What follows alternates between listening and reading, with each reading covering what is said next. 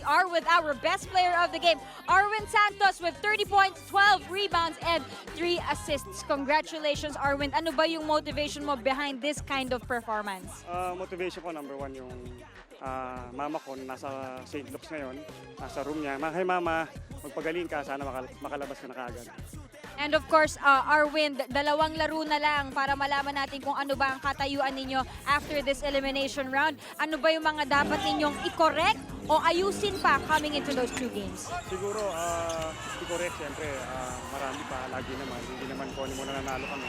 Wala kami mga pagkakamali. So, siguro, hindi naman namin sinasabi gusto namin i-perfect yung bawat game namin. Kung mababawasan pa namin yung mga lapses namin, mas maganda para preparation going finals. Okay, and then last question, gaano ba kahirap yung pagsuporta kay Junmar kasi itong game na to mukhang nacho-check siya ng konti?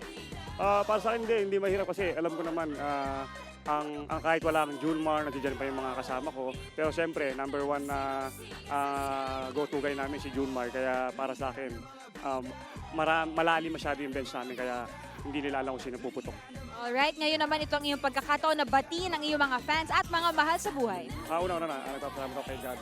At sa aming boss, kay Boss RSA, kay Boss Danding Kuwangko, sa Ruel's Pampanga, Foods Product, tsaka kay Tito Ben, sa UMAC, sa One Target Victory, at saka sa family ko kay Smoothie, Audrey, Jaden, Yona, Danica Ella, sa kay Yogan. Hi Yogan, at sa pamilya ko.